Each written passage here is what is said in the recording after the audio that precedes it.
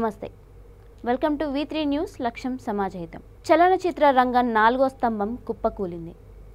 Telugu cinema రంగానికి ఎన్టీఆర్, ఏఎన్ఆర్, శోభన్ బాబు, కృష్ణలు 4 స్తంభాలుగా చెప్పుకునేవారు. Cinema రంగం అభివృద్ధిలో వీరి పాత్ర అసామాన్యం.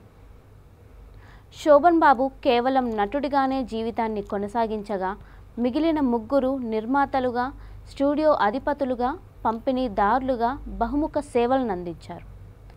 ఇప్పటికే చలనచిత్ర రంగంలోని 4 స్తంభాల్లో 3 స్తంభాలు కూలిపోగా 4వ స్తంభంగా ఇప్పటి వరకు నిలిచిన daring and dashing super star Krishna ఇక లేరు అని చెప్పడానికి V3 న్యూస్ చింతిస్తోంది. ఆదివారం అర్ధరాత్రి గుండెపోటు రావడంతో ఆయన్ను హైదరాబాద్ గచ్చిబౌలిలోని కాంటినెంటల్ హాస్పిటల్కి తీసుకువెళ్లారు. మధ్యాహ్నానికి ఆయన ఆరోగ్య పరిస్థితి విషమించిందని వైద్యులు తెలిపారు.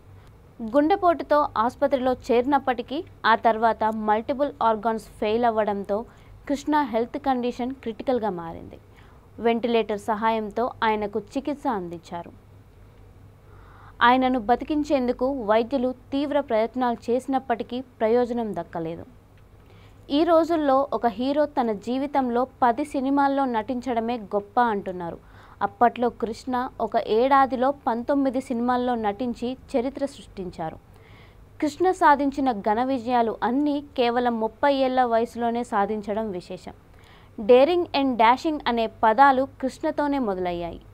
నటుడిగా, నిర్మాతగా, దర్శకుడిగా, నిర్మాణ సంస్థ అధినేతగా తెలుగు సినిమా రంగానికి 5 దశాబ్దాల పాటు కృష్ణ సేవలను అందించారు.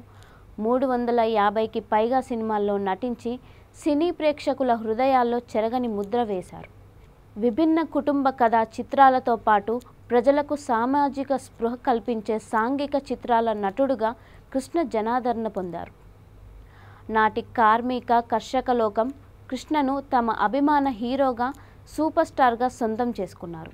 సొంత నిర్మాణ సంస్థను స్థాపించి సినిమా నిర్మాణ రంగంలో నూతన ఒరవళ్లను ప్రవేశపెట్టిన ఘనత కృష్ణదే.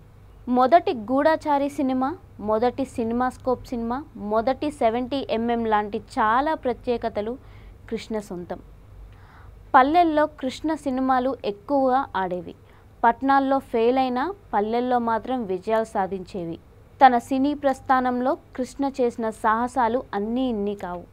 దర్శకుడిగా కృష్ణ 16కి పైగా సినిమాలను తెరకెక్కించగా ఈ సినిమాలలో మెజారిటీ సినిమాలు సక్సెస్ సాధించడం గమనార్హం. రాజీవ్ గాంధీపై అభిమానంతో 1984లో కృష్ణ కాంగ్రెస్లో చేరారు. 2016వ సంవత్సరంలో రిలీజ్ అయిన శ్రీ శ్రీ కృష్ణ ఆయన చివరి సినిమా. సినీ రంగానికి విశేష సేవలందించిన కృష్ణ ఎన్నో అవార్డులను సొంతం చేసుకున్నారు. నటుడి కన్నా గొప్ప మానవతావాదిగా కృష్ణ ఖ్యాతి గడించారు. అప్పట్లో చాలామంది సినిమా జర్నలిస్టులు ఆయన దగ్గర ఆర్థిక సాయం పొందేవారు. ఎవరిని విమర్శించకపోవడం, పౌరుషంగా మాట్లాడకపోవడం కృష్ణ ప్రత్యేకత. ఒక తరాన్ని మురిపించిన కళాకారులు ఒక్కొక్కరే నిష్క్రమిస్తున్నారు. సూపర్ స్టార్ హీరో కృష్ణకు ఆత్మశాంతి కలగాలని V3 న్యూస్ యాజమాన్యం, సిబ్బంది ప్రార్థిస్తున్నారు.